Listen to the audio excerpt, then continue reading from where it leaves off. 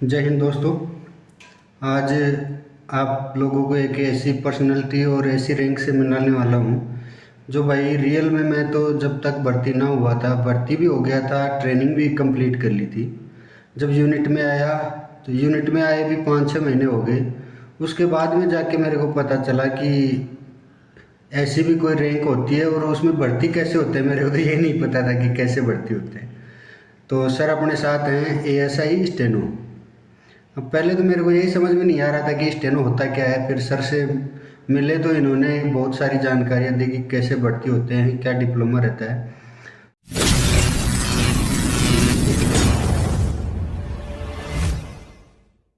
तो सर पहले तो अपना परिचय दे दीजिए। मेरा नाम मोहम्मद सादिक है। मैं असिस्टेंट सब इंस्पेक्टर स्टेनो के पद पर कार्यरत हूँ और इस टाइम वर्तमान में बेलेडीला डिस्ट्रिक्ट दंतेवाड़ा में पोस्टेड हूँ। ठीक है सर। जैसे इसमें आप भर्ती हुए जी 2015 में, जी। तो भर्ती होते टाइम पे आपने फॉर्म अप्लाई किया था, उस टाइम पे कोई डिप्लोमा वगैरह मांगे? नहीं, एक्चुअल में इसमें CISF में शॉर्ट हैंड के लिए कोई भी डिप्लोमा की आवश्यकता नहीं होती है। अच्छा, CISF में कोई डिप्लोमा शॉर्ट हैंड के डिप्लोमे के लिए कोई आवश्यकता नहीं होती है CISF में। CISF में जब ASI स्टेनो और हेड कांस्टेबल क्लर्क का जो नोटिफिकेशन जारी होता है वो दोनों का साथ ही होता है, जिसमें दोनों ही की वैकेंसी अपना प्रकाशित की जाती है। सब फर्स्ट ऑफ ऑल इसमें कोई क्वालिफिकेशन के लिए किसी स्पेसिफिक ग्रेजुएशन या कोई साइंटिफिक अपना साइंस से या आर्ट साइड से अपना होना चाहिए, ऐसा भी कोई किसी भी चीज़ की आवश्यकता नहीं है। सबसे फर्स्ट ऑफ ऑल आपको 12th पास होना चाहिए। 12th पास। 12th पास। ओके। 12th पास होने के बाद आपको, जैसे आपको अगर हेड कांस्टेबल क्लर्क में आपको अपॉइंट होना है या ASI स्टेनो में अपॉइंट होना है, तो हेड कांस्टेबल क्लर्क के लिए आपको टाइपिंग आनी चाहिए, जिसके लिए कोई डिप्लोमा की आवश्यकता नहीं है। और ASI स्टेनो के लिए आपको शॉर्ट हैंड आनी चाहिए, 80 शब्द लिखने आपको 1 मिनट में। तो शॉर्ट हैंड तो सर सीखने के लिए कहीं तो स्कूल वगैरह ज्वाइन करनी पड़ती होगी? Yes exactly. हमारे जहाँ से मेरा नेटिव प्लेस ठाकुर द्वारा है, वहाँ पर काफ़ी ट्रेनिंग सेंटर्स हैं वहाँ पर, जहाँ पर शॉर्ट हैंड अपना औद्योगिक सेंटर है जहाँ पर ट्रेनिंग अपना दी जाती है, स्टेनो सिखाई जाती है, शॉर्ट हैंड सिखाई जाती है। वहीं से मैं भी अपना पढ़ के अपॉइंट हुआ हूँ CISF में। सो फर्स्ट ऑफ ऑल आपको 12th के बाद आप जाके एडमिशन ले लेते हैं वहाँ पर। उसके बाद अपना 1 या 1.5 साल आपको कोर्स लगता है, जिसमें आप अच्छी शॉर्ट हैंड लिख सकते हैं मेहनत करके। मतलब सर इसमें डिप्लोमा कोई नहीं? डिप्लोमा की कोई आवश्यकता नहीं रहती है। और सर मेन बात ये, मेरे को ये बताओ कि आपने शॉर्ट हैंड सीखने के लिए अप्लाई क्यों किया था? किसने आपको गाइडेंस किया था कि ऐसे भी कुछ रहता है? फर्स्ट जैसे ही मैंने 12th पास किया, 12th पास करने के बाद मुझे चारों तरफ को मेरा दिमाग दौड़ने लगा कि मैं अब क्या करूं। जैसे सभी को लगता है 12th पास करने के बाद अपना सभी जिज्ञासु हो जाते हैं कि यार मैं क्या करूं। तो इसके लिए मैं अपना क्रेडिट देना चाहूँगा अपने बड़े भाई जो मेरे मामा जी के लड़के हैं, मोहम्मद सलीम एडवोकेट हैं इस टाइम पे। वो अपने लाइफ में किन्हीं कारणों से शॉर्ट हैंड नहीं कर पाए, बट उन्होंने मुझे, जब मैंने 12th पास किया तो उन्होंने मुझे एडवाइस किया कि आप ग्रेजुएशन कुछ भी कर लीजिए, चाहे BA BCom या BSc आप ग्रेजुएट हो जाएं बस, अदरवाइज आप शॉर्ट हैंड ज्वाइन कीजिए। राम सिंह गुरु जी का सेंटर हमारे नेटिव प्लेस ठाकुर द्वारा में पड़ता है, वहाँ जाइए, वहाँ जाकर शॉर्ट हैंड कीजिए, रिटर्न एग्जामिनेशन की तैयारी कीजिए, जिसमें SSC के थ्रू स्टेनो की वैकेंसी निकलती हैं, CISF में वैकेंसी निकलती हैं, CRPF में निकलती हैं, ITBP में निकलती हैं, BSF में निकलती हैं, SSB में भी हर तरह की अपना स्टेनो की पोस्ट होती है अवेलेबल। उन्होंने मुझे गाइड किया, मैंने उन्हीं के अपना पथ प्रदर्शन पर अपना लगन से शॉर्ट हैंड सीखी और करीब 1 से 1.5 साल मैंने शॉर्ट हैंड सीखने के बाद मुझे CISF में अपॉइंटमेंट अपना मिल गया। अभी सर मैं जैसे पूछ रहा था, आपने 12th करके शॉर्ट हैंड में एडमिशन ले लिया? जी।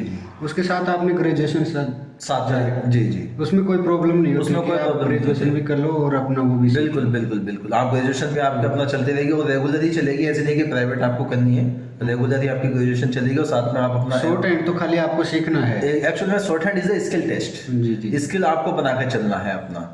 स्किल की वजह से ही आप क्या है अदर्स कंपटीटर से आप बच जाते हैं पूरा, जिसके लिए आपको जो कंपटीशन होता है बहुत आसान हो जाता है स्किल टेस्ट होने से। और सर जैसे हम बात करें आपकी, जब CISF में आपका चयन हुआ तो भर्ती प्रक्रिया आपकी क्या रही थी?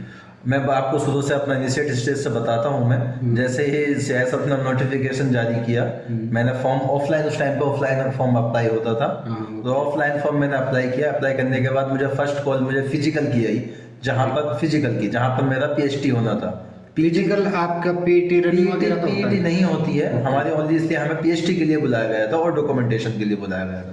तो जहाँ पर हम जब हमारा फर्स्ट ऑफ ऑल अपना एडमिट कार्ड आया तो हम पीएचडी के लिए पीएचडी गए। पीएचडी में हमारा चेस्ट, हाइट, वेट और हमारा डॉक्यूमेंटेशन चेक हुआ। ओके। सेकंड पीरियड दिया हमें, फिर उसके बाद जब हमारा अपना फिजिकल में हम फिट हो गए, देन हमारा एडमिट कार्ड जारी हुआ रिटर्न एग्जामिनेशन के लिए।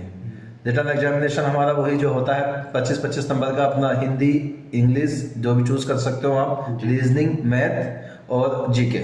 मतलब सेम पैटर्न अपना रहता है। ये अपना हमने एग्जाम दिया। रिटर्न एग्जामिनेशन में उस टाइम पे हमारी 70 नंबर अपना आए थे, जिसमें अपना हमारा अपना हो गया था सिलेक्शन। जैसे ही हम रिटर्न में पास किए, रिटर्न में पास करने के बाद हमें स्किल टेस्ट के लिए बुलाया गया, शॉर्ट हैंड टेस्ट के लिए। शॉर्ट हैंड टेस्ट में हमें बुलाया गया, वहाँ पे हमारा स्किल टेस्ट लिया गया। वहाँ पर हमें 800 वर्ड 10 मिनट में बोले गए। 800 वर्ड 10 मिनट में, जो कि हमने शॉर्ट हैंड में लिखे। और शॉर्ट हैंड में लिखने के बाद फिर हमें कंप्यूटर दिया गया। कंप्यूटर में हमने उसे बनाने के लिए 1 घंटे का टाइम, 60 मिनट टाइम मिलता है उसे हिंदी में टाइप करने के लिए, जो तुमने शॉर्ट हैंड में लिखा है। 800 वर्ड उन्होंने बोले, वो आपने पहले शॉर्ट हैंड में लिखे, फिर उसके बाद उसको कंप्यूटर पे हिंदी में टाइप करना, कंप्यूटर में हिंदी में से टाइप करना है। और टाइप करते टाइम ये भी ध्यान रखना है कि हिंदी की जो मिस्टेक है, जो वर्ड एक्चुअल में होते हैं वही वर्ड होने चाहिए। जैसे छोटी की मात्रा जहाँ है तो वहाँ छोटी ही की मात्रा होनी ही चाहिए। जैसे हिंदी लिखते हैं तो हिंदी में अन की बिंदी होनी ही चाहिए, या नहीं लगा हुआ था, तो वो वर्ड पे अपना ध्यान देना है। उसके अकॉर्डिंग अपना आपके मार्क्स काउंट होते हैं शॉर्ट हैंड के लिए। जैसे ही हमारा शॉर्ट हैंड अपना हुआ, शॉर्ट हैंड टेस्ट हुआ, कंप्लीट होने के बाद हमारा रिजल्ट जारी हुआ। रिजल्ट के बाद हमें फिर मेडिकल के लिए लास्ट में बुलाया गया। मेडिकल तो सब बाकी प्रोसेस बस पीटी नहीं होता हमारा पीएचडी होता है और हमारा स्किल टेस्ट होता है एक्स्ट्रा। और सर ये जो प्रोफाइल बता दीजिए आपकी, जैसे मैं तो जानता हूँ जी कि कैसा आपका जो प्रोफाइल है, ना कोई नाइट ड्यूटी है, पूरा दिन का ही काम है। आराम से सुबह नहा धो के 10 बजे ऑफिस आना, बिल्कुल अच्छा है। में लंच टाइम, बैंक वालों का काम। बिल्कुल एक्चुअल में वही मैं बताऊँ कि हमारा जॉब प्रोफाइल जब 2015 में हम भर्ती हुए, फर्स्ट यूनिट हमने ज्वाइन करी गेल विजयपुर, तो हमारे लिए कोई भी नाइट ड्यूटी नहीं है। हमें नाइट ड्यूटी जो एक्सक्यूज है, हमारा सुबह ऑफिस टाइम 9:30 है। 9:30 हम ऑफिस आएंगे और एज ए हम जो सहायक असिस्टेंट होते हैं, जो सीनियर होते हैं, यूनिट कमांडर्स जो होते हैं, जो वरिष्ठ अधिकारी होते हैं, उनके असिस्ट करने के लिए हम ये पोस्ट बनाई गई है, तो उन्हें हम असिस्ट करते हैं। तो स्टेनो का अलग इसलिए दिया गया है। Personal assistant PA to commandant या PA टू डिप्टी कमांडेंट का हमें शुरू में चार्ज मिलता है। और ऐसे ही हम 9:30 ऑफिस आते हैं, 1:30 बजे तक अपना फर्स्ट हाफ, लंच करने के बाद 3:30 से उसके बाद 6:30 तक ये हमारा अपना जॉब प्रोफाइल रहता है, जिसमें हमें अपने सीनियर अधिकारी को, जिसके हम PA रहते हैं, उसे असिस्ट करना रहता है।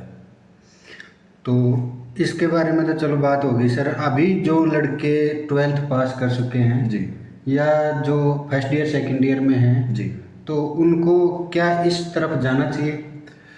मेरे राय से जाना चाहिए बिल्कुल, क्योंकि ऐसा होता है कि ऐसा स्टोर में अगर किसी भी बच्चे की हाइट है, हाइट और पर्सनैलिटी अच्छा लगता है, जिसमें CISF की जो रिक्वायरमेंट है 165 वाला हाइट चाहिए अपना मेल में, और किसी की अगर हाइट 165 हाइट है और वो शॉर्ट हैंड सीखने में इच्छुक है, शॉर्ट हैंड से उसे लगाव है, तो उसे उस पथ पर जाना चाहिए, क्योंकि उस स्किल टेस्ट देने से उसका जो कंपटीशन है वो आसान हो जाता है। एक्चुअल में ऐसा होता है कि कुछ बच्चों की शॉर्ट हैंड नहीं हो पाती है, वो भले ही बहुत मेहनत कर पाते हैं, बट शॉर्ट हैंड आसानी से सीखा नहीं जाता है। जो बच्चा अपना इंटरेस्टेड है, शॉर्ट हैंड में अपना जाना चाहता है, तो उसके लिए अपना अदर्स ऑप्शन भी खुल जाते हैं। कुछ ऑप्शन जो होते हैं वो खुल ही रहते हैं, बट स्किल टेस्ट होने से अदर्स जो ऑप्शन है वो भी खुल जाते हैं। तो मेरी राय से जो अपना 12th पास करके जो न्यू कवर्स हैं, जो बच्चे हैं, उन्हें शॉर्ट हैंड की ओर अपना अग्रसित होना चाहिए। जी, क्योंकि मैं भी देख रहा था शॉर्ट हैंड, मैंने तो सुना ही पहली बार है यहाँ के कि ऐसा स्टेनो उनका शॉर्ट हैंड सीख के आते हैं यहाँ के, ये उनका काम होता है। मेरे जैसे बहुत सारे लोग हैं जिनको नहीं पता कि एक्चुअल में शॉर्ट हैंड क्या होता है, ऐसा स्टेनो क्या होता है। जी, तो उसी के बारे में सर ने आपको बहुत अच्छी जानकारी दी है, और आशा करते हैं सर बिल्कुल आपका ऐसे ही चलता रहे, बहुत अच्छा है। Thank you. और अगली बार फिर मिलेंगे किसी नए टॉपिक के साथ। बिल्कुल। जय हिंद। जय